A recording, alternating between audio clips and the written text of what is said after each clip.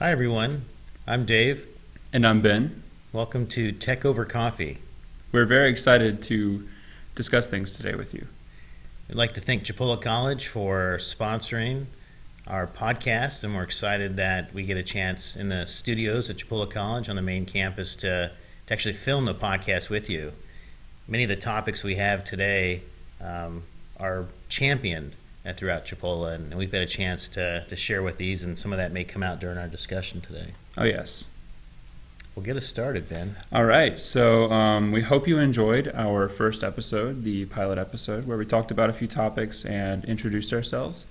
And today we'd like to kind of move forward a little bit quicker, go ahead and start talking about a few topics that we would like to discuss that are pretty recent and we find to be very interesting.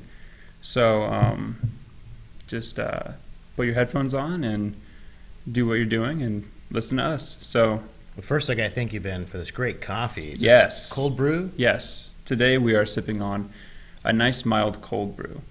So if you want to join in on the podcast, just go and find a cold brew from your local coffee shop or grocery store and listen to it with us. Yeah, good choice.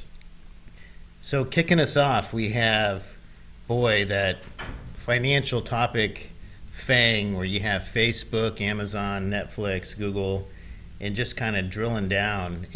That's a very highly competitive environment. And the topic of gaming stems out of that. I mean, wow, Yes. They just don't stop. No, yeah. The gaming industry has just been growing over the last 20 years. It's grown to almost a level that is competitive with normal modes of entertainment, like movies and mainly movies and shows and things like that. There are so many people that opt for interactive entertainment such as video games now over a lot of things like that, like movies and shows.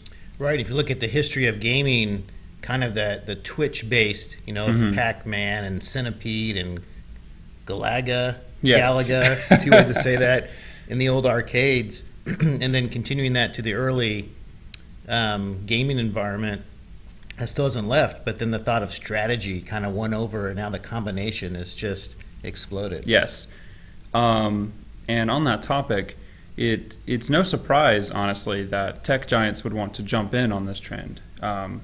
Whenever this environment is still like it's on the bleeding edge of technology, and where interactive entertainment is going will likely far surpass a lot of traditional entertainment mediums. So it makes sense for something like Facebook and YouTube and Twitch and basically any media company to jump on to gaming. And not to digress and bring in financials, but we do kind of try to hit a broad area. Just to look at how smart and how open these companies are to doing good things, looking at some stock prices on some of those FANG companies, in particular Facebook, Amazon, and Microsoft for our discussion today. Let's see here real quick. So Facebook, if I can get a decent reception here, so in the last 3 months has risen just ballpark from like $175 a share to $244. Wow. So it's just a straight line, the typical climbing the mountain stock price you want to see. That's a 50% increase in 3 months, Yes. basically. Yeah, so if you look at Microsoft, I think they're earlier in my list here. Sorry for the slow bringing up here. I should just have searched on it. So Microsoft, same from 3 months not quite as not quite the same gains, but about 160-ish to over 203. And then we're also talking about Facebook today, which Facebook's kind of at the heart of many discussions these days. Yes, they are a very common topic in terms of tech news right now. They're either in negative news or in positive news like every other day. That's right. And I should have had this in front of me ahead of time. Facebook's increase has been dramatic as well. And also Amazon's, which we can talk to. And here we go. Here's Facebook. So Facebook in the last 3 months from 175 to over 244. And I think I started with that one, right? So I did Facebook, Microsoft. I think so. Yeah, yes. so sorry, I already had it checked off. And then Amazon here. Amazon from 2,097 to almost 2,800. Wow. So when you look at just the progression of That's that, a 30% increase. In yeah, 3 that months. FANG Yeah. market of these tech companies just kind of stretching out. I know Google in particular is not on the agenda today, but just their investment in SpaceX. Mm-hmm. So Yeah. they're diverse and they're really proactive. So, but the gaming is so exciting, and that gaming is going to produce some continued revenue and really some energy that's going to continue. I agree. And personally, I'm becoming a really big fan of the grassroots movement when it comes to gaming and streaming. One thing that if you were to go on something like Twitch or Mixer, which we'll talk about Mixer in depth in a few minutes, but is that probably 99 to 99.5% of everyone on this platform are just normal people who, in their pastime, they like to stream the video games that they're playing or stream other things. They could be playing chess online, they could be playing a tabletop game, or just chatting with their audience. Within a game. Right, within a game as well. And most of the time, if you exclude the very large streamers, they're just people that want to connect with other people in a relaxed environment. And I think that style of entertainment and that style of social media will continue to grow in the future. Twitch was really ahead of the game with that. And it makes sense that, boy, a couple of neat thoughts there, Ben. So thought of gaming, that could be the next evolution of social media, where a lot of the stuff we do in the social media environment now will be within a gaming environment, with some augmented reality. Who knows? But it's exciting. But the thought of Twitch, Amazon as the parent now, that, boy, forward-leaning, proactive, trying to get a jump on the market. And they did. We were talking earlier, Twitch is a huge environment out there for gamers. Yes. And as I said earlier, it makes sense for Microsoft to jump on this environment and produce a competitor company, and that is Mixer. And interesting story about Mixer is I believe it was announced last year, or maybe a little bit before last year. And in order to jumpstart their platform, they hired a few very large streamers from different platforms, mainly Twitch. I'm sure if you are a person who watches Twitch or reads some articles, I'm sure you know of the internet personality of Ninja, who is I think he was the highest paid gamer. I may be wrong about that. Especially after that agreement with Microsoft. Right. Yes. And those exclusive rights. Yes. And so he's a household name, and he has had millions and millions of viewers and fans. But Microsoft basically offered him a partnership, and he took it. I believe it was a 6-figure partnership. And I think it was for a year, like you said. yes. And as you noted, it didn't quite make a year. Yes, before yes. Microsoft kind of got bit by the business bug, right? Yes. This is a business. Yes. It seems that Microsoft got a little doubtful about the future of Mixer, or maybe a little doubtful about Mixer as a standalone platform.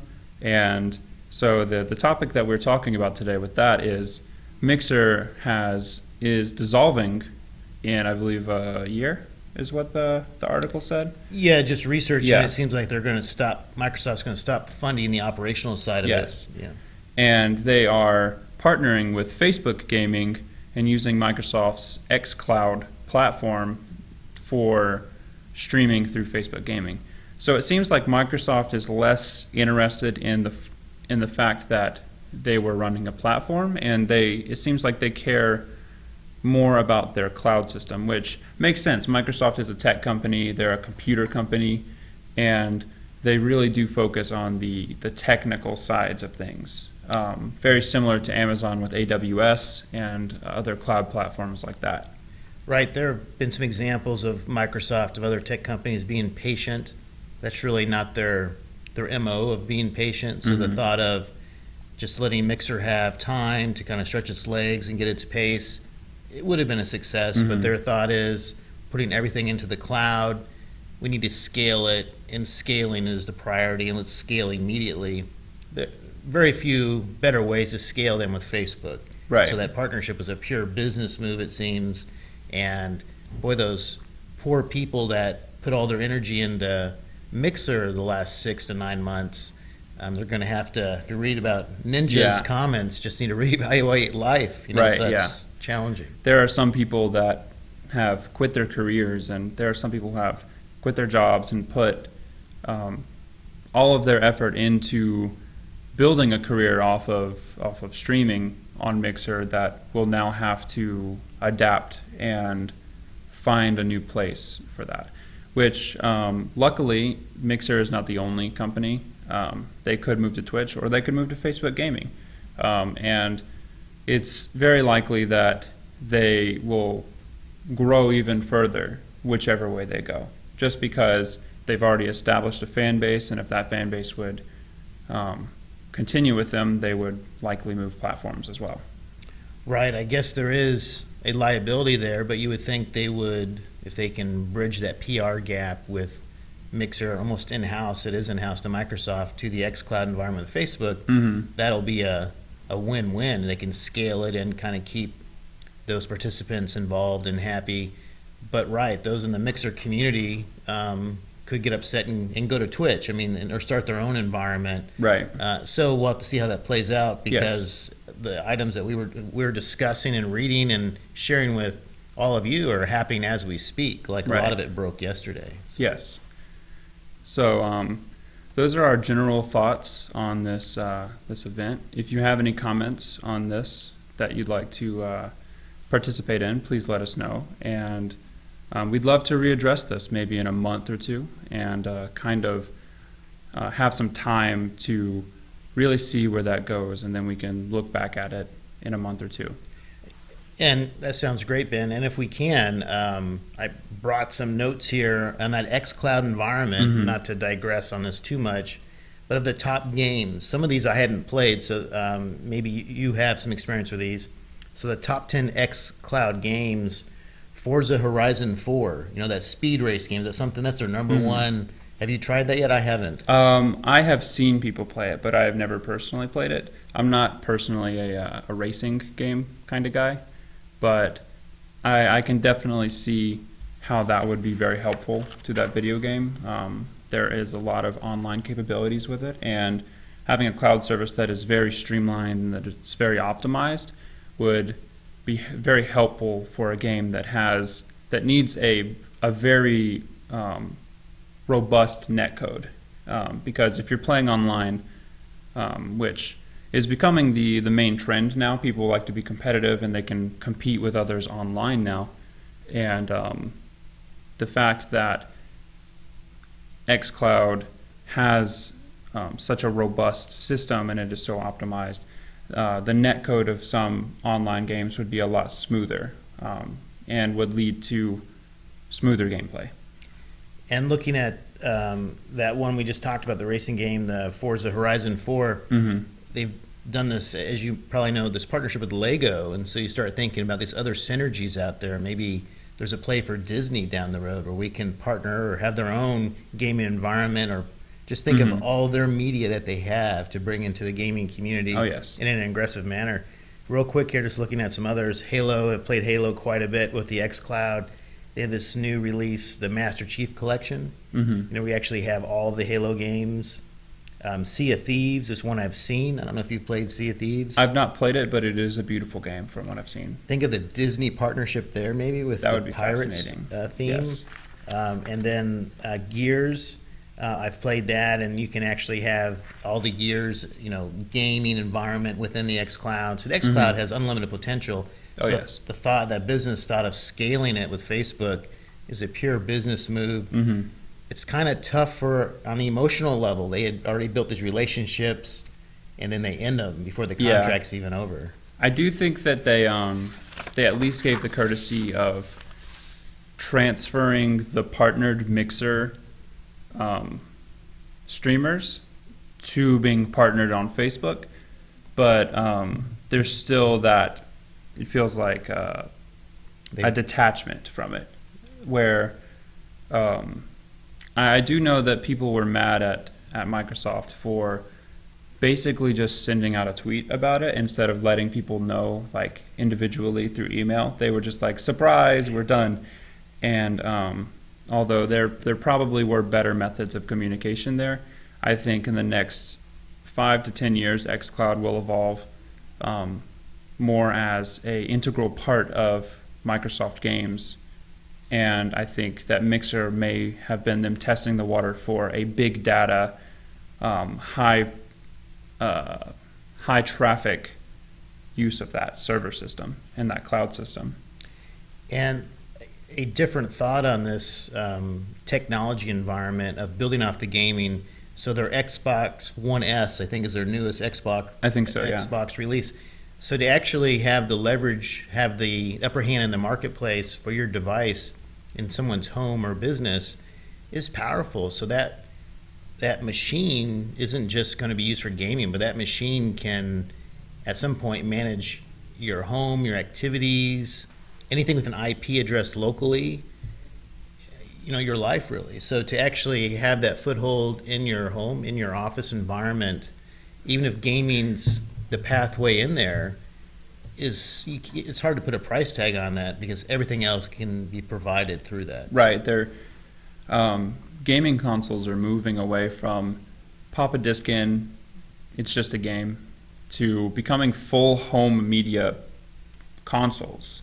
You can watch movies, you can play video games, you can check your Facebook, you can message people. It really is becoming, they're evolving into these almost integral media systems for a home. So an exciting topic. How are we on time so far, Ben? Well, let's check the time. We're doing pretty good. We're doing Okay. pretty good. You want anything else before we bring in this next exciting topic we have? All I really have to say about the Mixer topic is that I really do think that we should look back at this Yes. in the future. Say like maybe not even 3 or 4 months, but maybe 6 months. Mm-hmm. And in the 6-month span of after we've talked about this, that we could look back and say, okay, well, this was a great move because now everyone is doing better. xCloud is now becoming more integral, or we can look back at that and be like, wow, Microsoft really messed up there, So we'll look back in 6 months once Ninja's contract will be fulfilled. We'll see what he thinks about it, right? Yes, And yes. the others that had the contract with Mixer. So yes. great idea.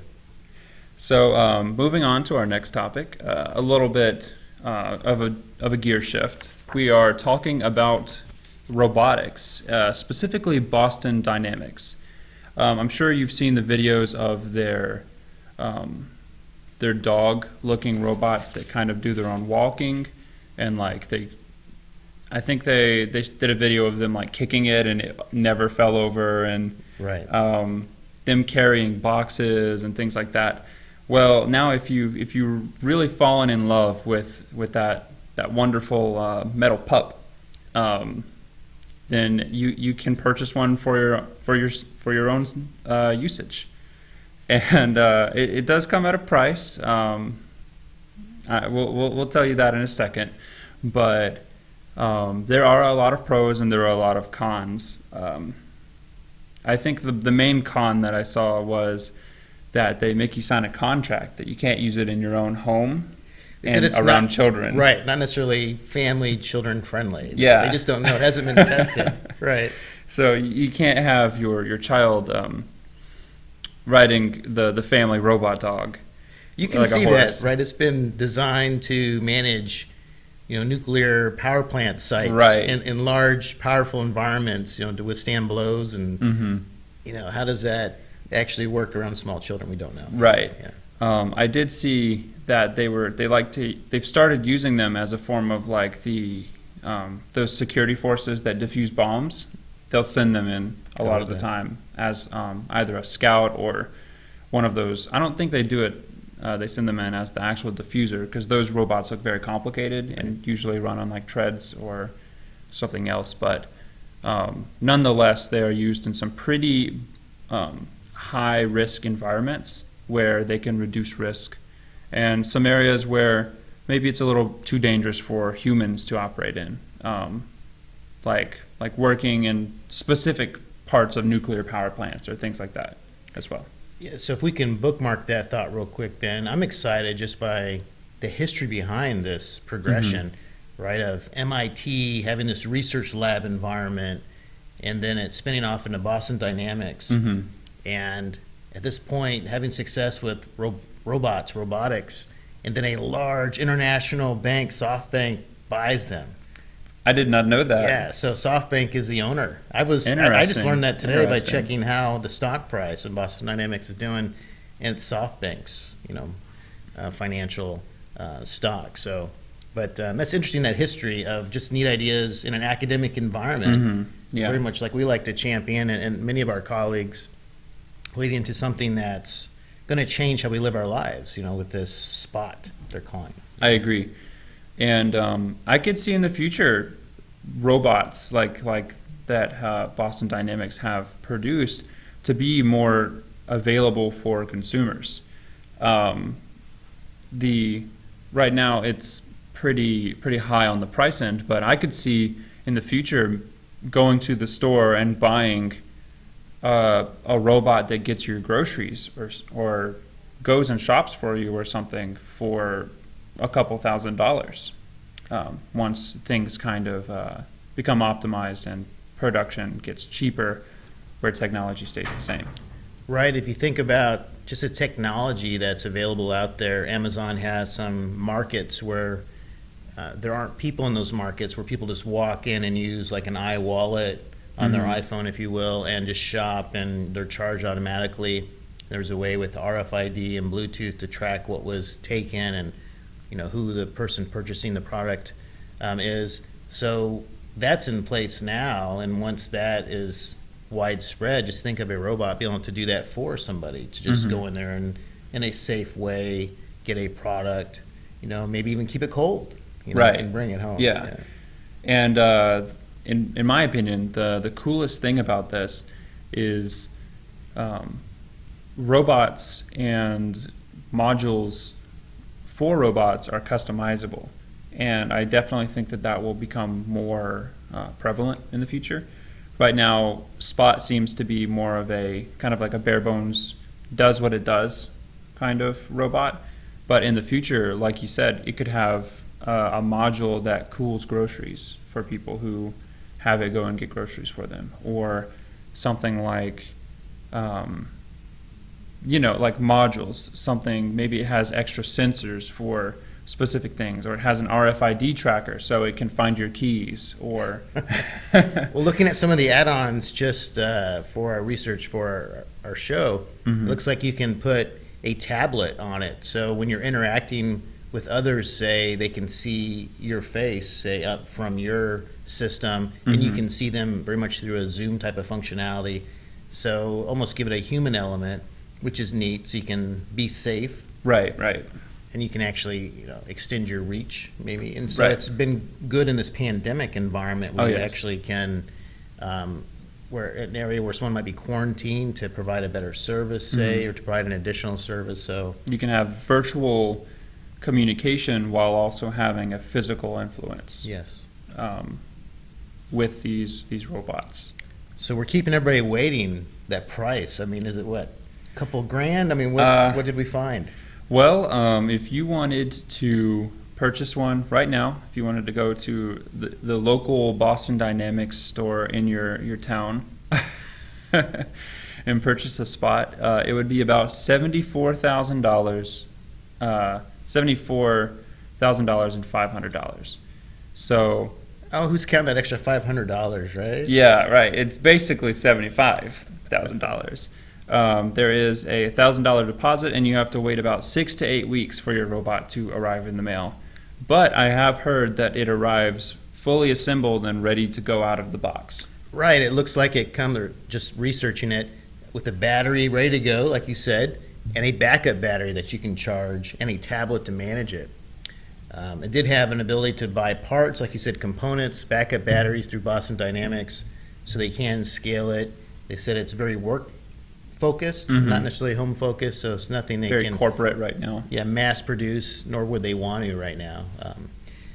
I like the technology also involved in it, and something that touches us here at Chipola College, the thought of Python being a major technology used in the programming, and the API, the applied programming interface, where it actually is connecting these disparate systems.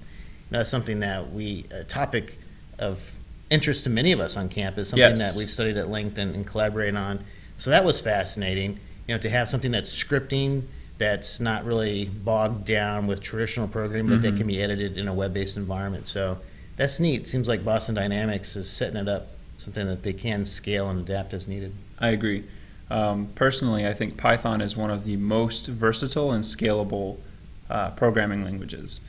Now, because it is a script, maybe it's not the best for something like big data, but for robotics and things where you can edit it on the fly, you don't have to recompile it or have to deal with a lot of the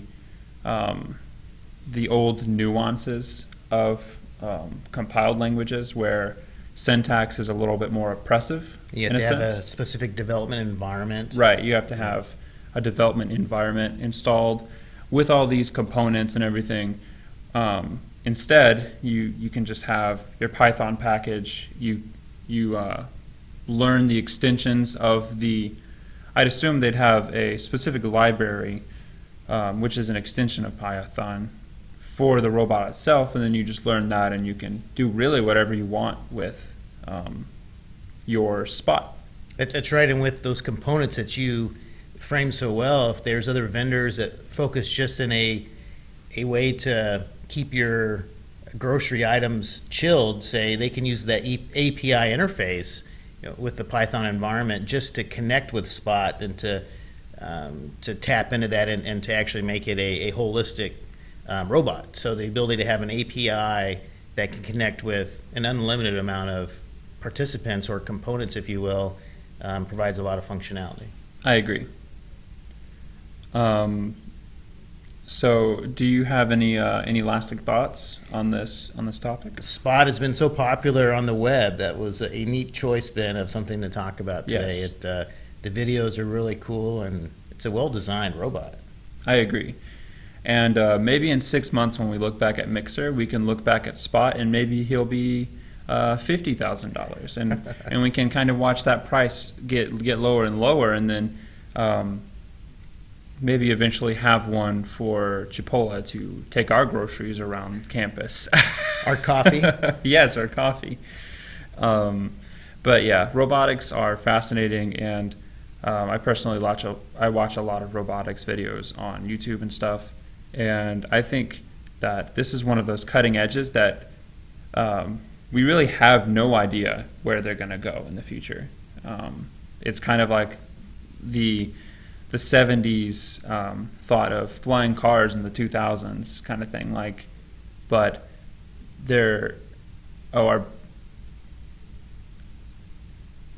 Sounds like we may have lost power. I think our recorder cut, but hopefully. Okay, we're still good. We just can't hear it maybe. Okay, we'll wrap up. Yeah, we'll wrap up. Sounds like we're in a chamber now. Yeah. Don't start singing your a cappella, though. Yes. Yeah. But yeah, robotics that are scalable really do have a future that's kind of unknown. Just a second. I want you to start right there again, and I'll see it's that cutoff thing. Okay. If it's on for so long, it's gonna. So. Oh, did we go past a half an hour? I think we probably. No. It sometimes it'll cut off before if it's not thinking there's any activity. It's that ghost. Going on. Okay. Yeah. Ashley, whenever they start up, change it to a different angle. So pull it to a bend angle. That way we can just cut it from there. But right around whenever y'all started to have issues where you couldn't hear, go ahead and pick up right there. Okay.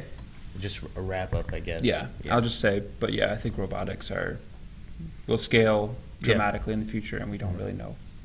Mhm.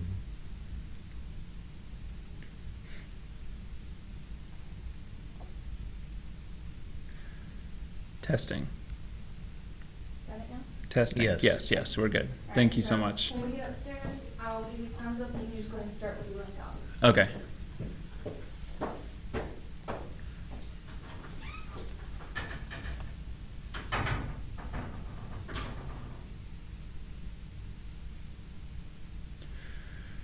But yeah, I personally think that robotics have a massive future, a future that will be very prevalent in the coming millennium, and in the coming century specifically.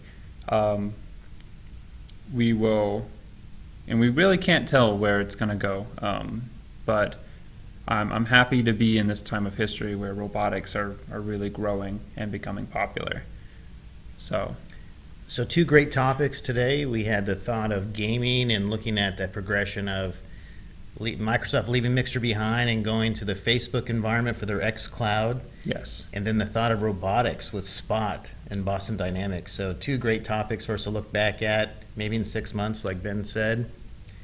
We'd like to thank Chipola College again for providing this opportunity to talk about technology and to share this with you through a podcast of Tech Over Coffee. Yes. And there are so many opportunities at Chipola College looking at technology, business principles, many things we talked about today through certificate, associate, and bachelor's programs, and even research initiatives. So thanks again, Chipola College, for the opportunity. Yes. And if you like this podcast, please follow us where you can find us. We are mainly on Instagram, Twitter, and we will be on all podcasting platforms soon. So please like us and follow us where you listen, and we'll see you again.